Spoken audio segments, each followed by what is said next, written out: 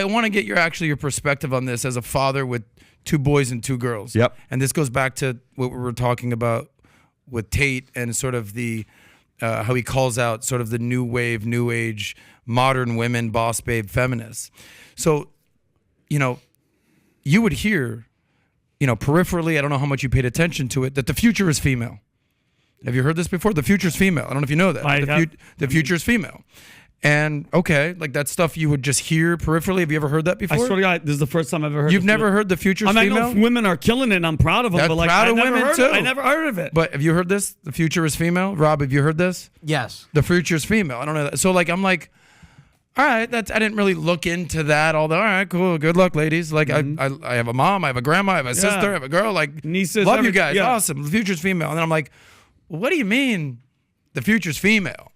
So what role is men going to have if the future's female? Are we now second-class citizens? Are we now not expected to be what we potentially could be?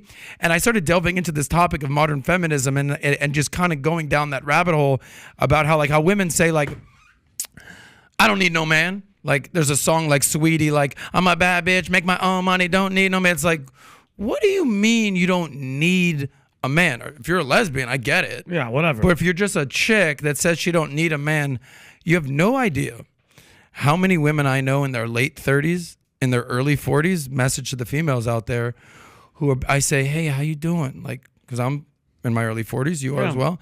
I said, what's up? Like, you're a beautiful girl in high school. I've known you for years. I said, you got a man? No. You got kids? No. You want kids? Yeah. So how old are you? 42, 41, 38, 39, 44. I said, you freezing your eggs?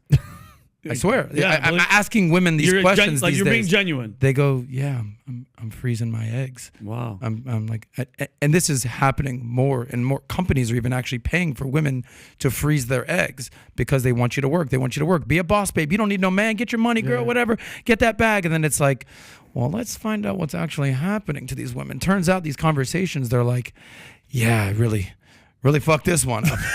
I really wish that I didn't abide by the whole I don't need no man. I'm not going to settle for no man, because what's happening right now is all these boss babes, these feminists, they get indoctrinated into this. The future is female. You don't know, man. You can do it, which is great to a certain extent.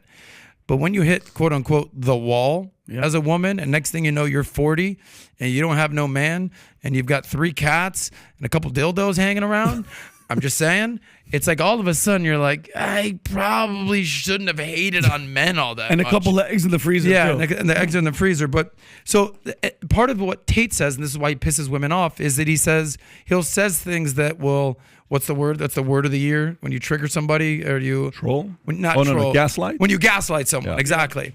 He'll say and he said this in the interview, rather than saying men are stronger than women, which I think we can agree men are stronger than women, it's not controversial. He'll say things like women are weak. Yeah. Or rather than saying that men are better drivers than women, he'll say women can't drive. Got you. So that'll trigger a lot of women. And I think essentially what his message is, though, and what my message is, I think anyone's message is that men and women are equal, but they're also different. Mm-hmm. This is called duality or polarity in life, is that there's 2 sides of a coin, right? There's yin and the yang. There's the sun and the moon. There's there's black and white, wherever you want to look at it. And they're both equal, but they're different. Mm-hmm.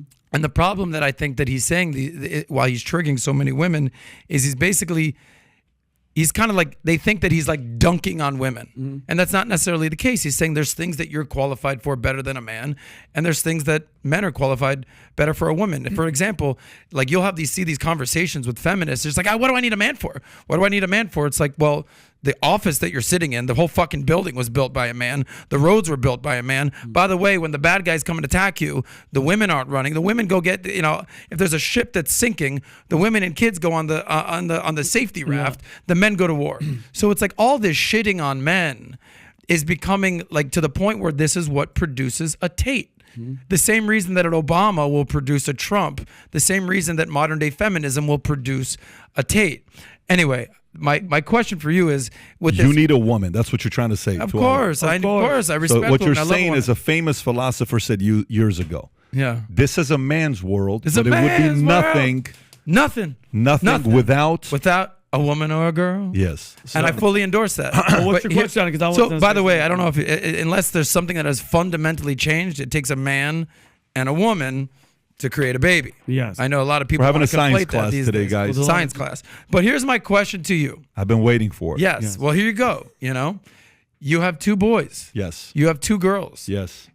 If Senna or if any of Senna, like any girl comes to you and says, the future's female, like what would you explain to your sons when they say, well, I don't know, Dad, all these girls I hear in class that the future's female. What does that mean for me as a boy, as a man who I would say is a leader, a qualified man, a man amongst men, the type of man that men want to be like and women want to be with type of a thing.